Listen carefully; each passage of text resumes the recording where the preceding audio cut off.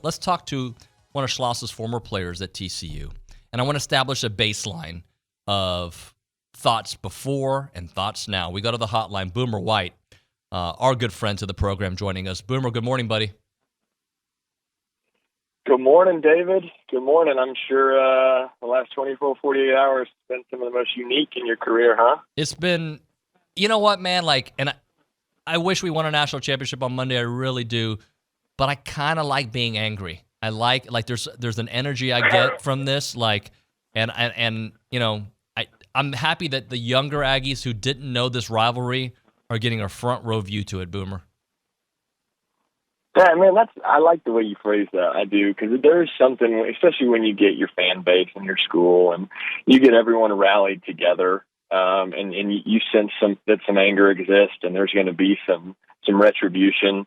That's a unique feeling, and I think that sometimes that's what you need to unite a bunch of people in a university. And so, yeah, it is kind of fun. I agree.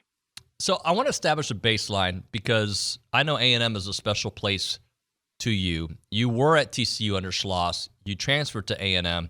How was your time at TCU under Schloss and your relationship and then the move eventually to A&M? Because I want to get to where we are now after that. Yeah, you know, I've been asked this question for years, and I've been asked it a ton.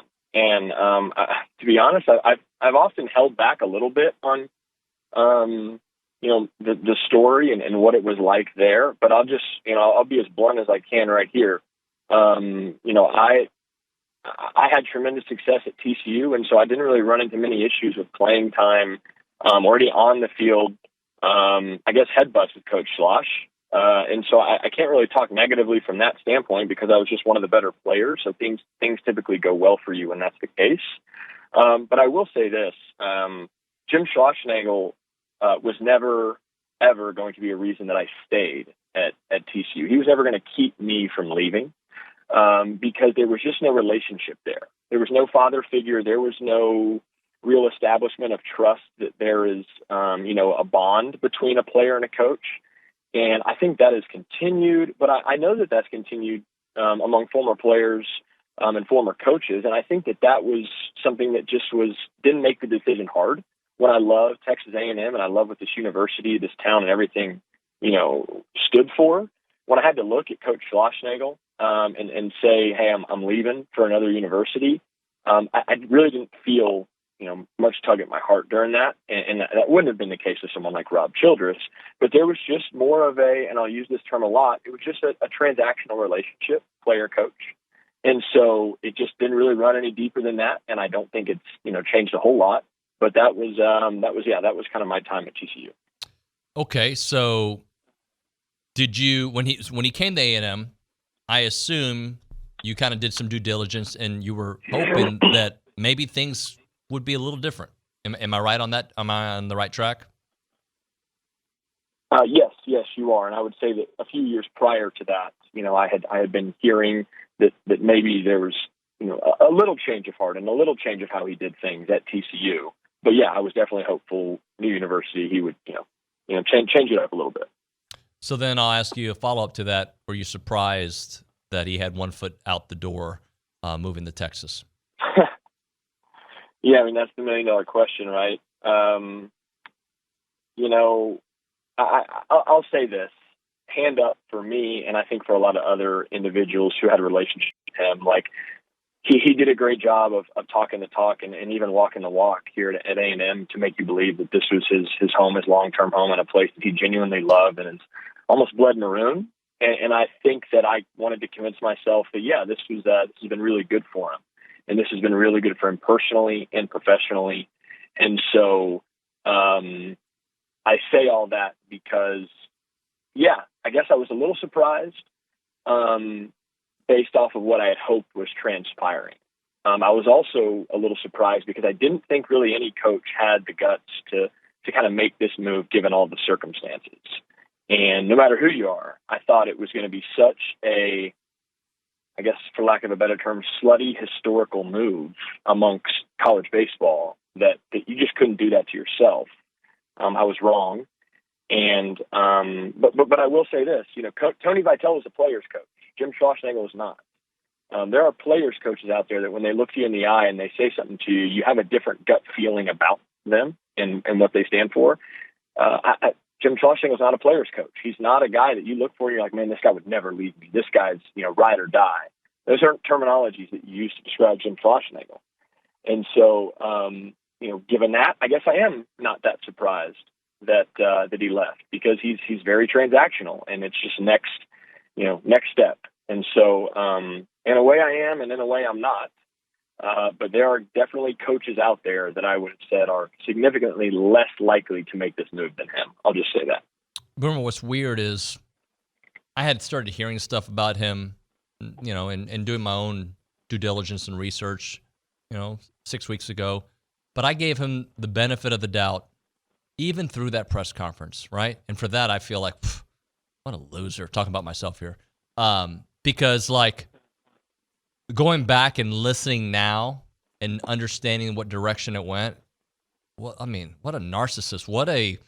It seemed to me he was just trying to get off that stage without being asked, and then he went off.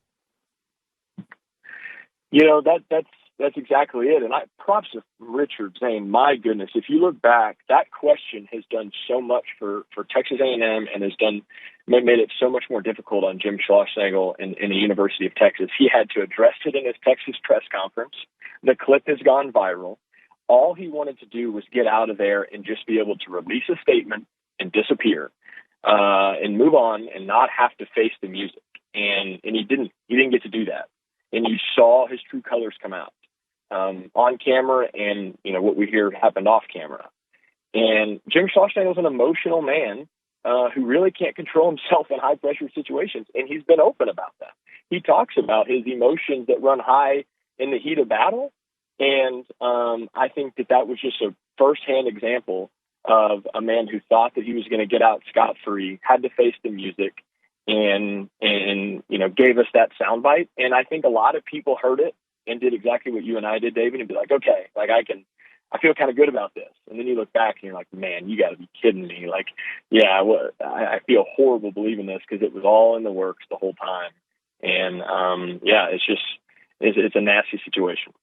Now, we don't have real details just yet, but I feel like things are going to come out. Do you think there was some shady business going on? I can talk to that a little bit, and that's a tough question, because on one hand, for a fact that Chris Del Conte and Jim Schlossnagle are liars, and I'll be very clear, they are liars when they look to the camera and they look to the media and they say that they didn't communicate about this until Monday or Tuesday. They are lying, they're lying, they are lying.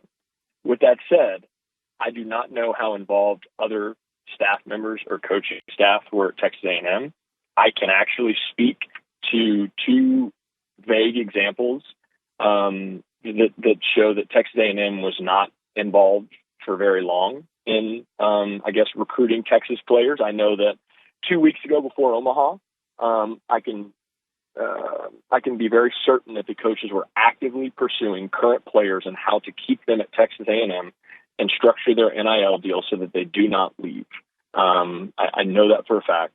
And I also know for a fact that there was a staff member, a coach, who was informed, and him and his family were informed of this move the night of the national championship, that something was coming.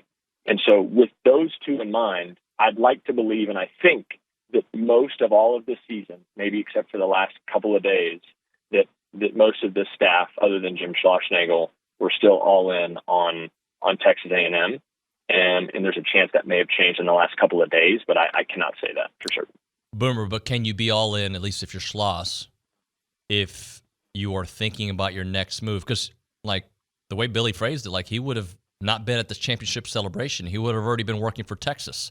Can you really be all in to win a national championship if you're already planning your next step? No. You can't even be close. You can't be 90%. You can't be 80%. That had to have been weighing so heavily on his heart the last. Well, let's go back to LSU or Georgia. This is late April, but no, you cannot be. You can try and make the right baseball decisions, analytically, and I think that he could do that with support from his coaching staff. But as far as emotionally getting with your team that you got here together with. You can't be there with them. And I've heard from players, coaches, and boosters that was very, very apparent that it was a different coach at the beginning of the season than it was at the end. And when you're in the biggest game in college baseball in your school's history, and you can't give 100% of what you have, and I don't care what he says. I don't care what he says. If he says he's 100%, he's a liar again. You're not 100%, and you don't give your team the best chance to win it. And when you lose by 1 run, that 100% maybe got you over the limit or got you that national championship, and it didn't. Last thing for you, Boomer, because we got to hit a break here in about 30 seconds. How uncomfortable did he seem to you in that press conference? Because I'm used to seeing this like great speaker who doesn't get flustered. He and really the assistants from the pictures and the video that I saw, they didn't look comfortable. Am I wrong in that assessment? Oh no, you're not. I don't think the assistants are comfortable. I think this is so crazy for them, and I think this is going to take a toll on them that they won't get over for a while. But yeah, Jim's an emotional man, and when he can't control everything and he can't do it his way and be prepped, then you can really see it right on his face, and it's very apparent. And I think that this is just a tough decision for him, and I don't know if this is going to be working out as smooth as he'd like for quite some time. Boomer, thanks so much, man. I know you're on vacation. Appreciate you making some time. Yeah, you got it, David. Thanks.